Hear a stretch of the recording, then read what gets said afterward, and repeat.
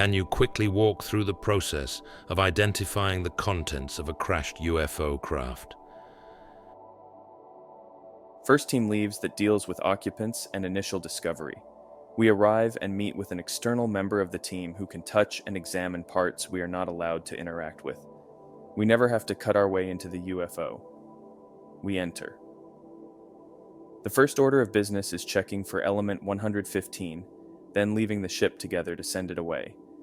We return and look for any tools and loose objects that can be extracted. We then start to strip any specialized components on board, such as sensory equipment or navigation. We leave and a third and fourth team arrive, likely to remove the bulk of the craft. Tell me about the construction facility that is making them. Shaped like an extremely large UFO, but as one mentioned, more of a burger design. Almost never leaves the Atlantic Ocean. In fact, it will sit through hurricanes and only move elsewhere to release or receive a UFO. No visible weapons or cockpit from sat footage. It also does not use any lights, unlike other UFOs. Are there no other things making UFOs? Yes, UFOs arrive and depart Earth, but very infrequently. These UFOs are usually quite large. The US has been itching to get its hands on a freighter UFO when inbound or outbound, but the chance has never presented itself. Leadership openly stated securing one would result in promotion. That makes sense for the ones like in the military videos, but what about the saucers with multicolored lights? I highly doubt those are drones or military, except for the triangle kind. Never seen a triangle UFO.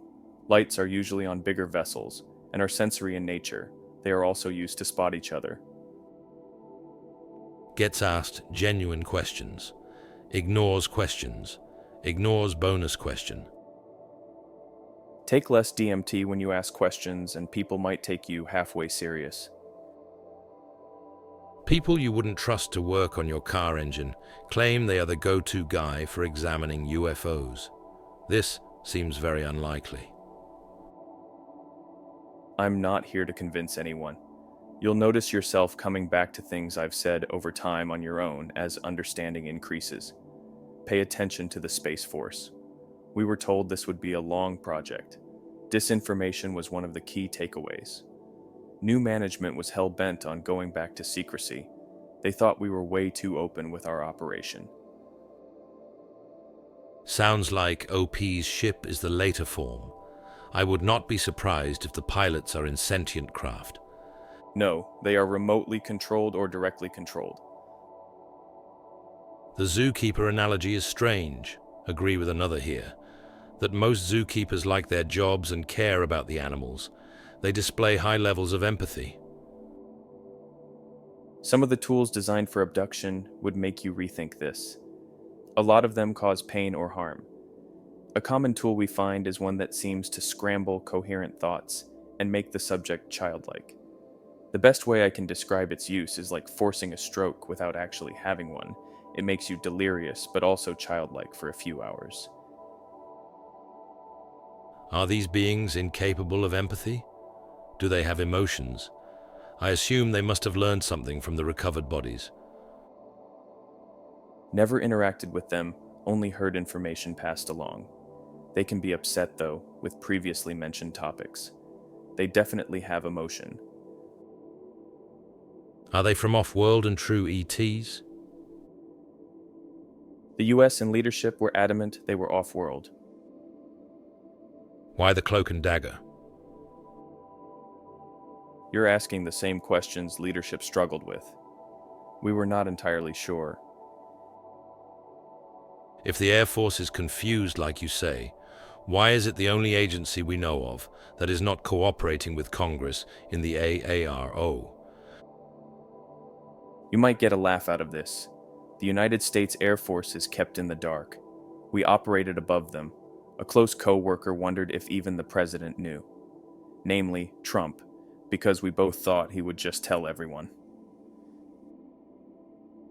Any idea what they might be waiting for? Personally, I think they just want us to grow and become sentient. UFOs arrive all the time and dock with the Mobile Construction Unit. The way I see it, travel time is quite fast. If something was coming to destroy us, it would have arrived already. Finding out the truth made them cry and fear for the lives their offspring will live. I've always suspected my department was under a much higher one with more information. I can't speak to any horrors or worries, since none were mentioned unless we were pitching theories. As I stated above, I think a lot of US top brass don't even know about it. I heard the phrase "fuck Bill Clinton" thrown around regarding access to information. I'm pretty sure he asked if I'm not mistaken. Credible or remote viewing? Pick one. Anon. Is this an actual thing on here?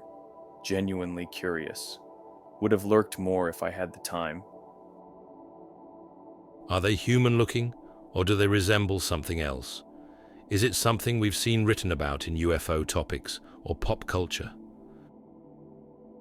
They are smaller than humans and look like your typical gray aliens you see. Holes for ears, and they can look at very bright objects without being blinded. I've never seen one move their mouth, but I've also never interacted with one. What do you know about these?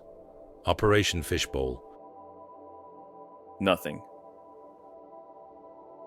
Virginia Crash. Nothing. Roswell Crash. They were accurate on some things. The material could have been internal components or small pieces of the alloy around the craft. The alloys I saw looked different from the pictures. Operation Moondust. Rumors only. That is a target ball used by the USS Trepang. I believe they were in the Arctic or Antarctic. It is not a UFO UAP. The orange glow is obviously from being hit by weapons fire. The flammable gas used to rapidly inflate the balloon caught fire. You asked for my opinion and I gave you one. The photo also isn't the best. I judge based on what I've seen previously. Besides Russians, do any Europors have data or programs researching this as well? They are mostly in the dark and probably on the same level as the United States Air Force. Are you with the OPRP? No.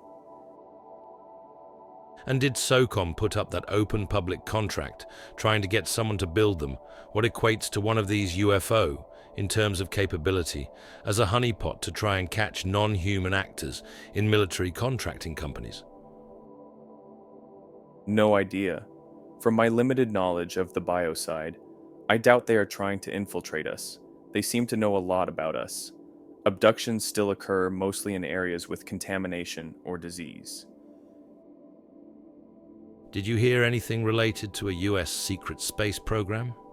Not that I put any credibility into the words of Corey Goode et al., but Gary McKinnon claimed to see files describing off-world personal and ship names that did not exist. Yes, the US wants to be able to leave the solar system with their craft and explore. They were working tongue-in-cheek with the Russians before I left. I'm sure the invasion of Ukraine put a stop to that rather quickly. What is the mining tool China has supposedly reverse-engineered capable of?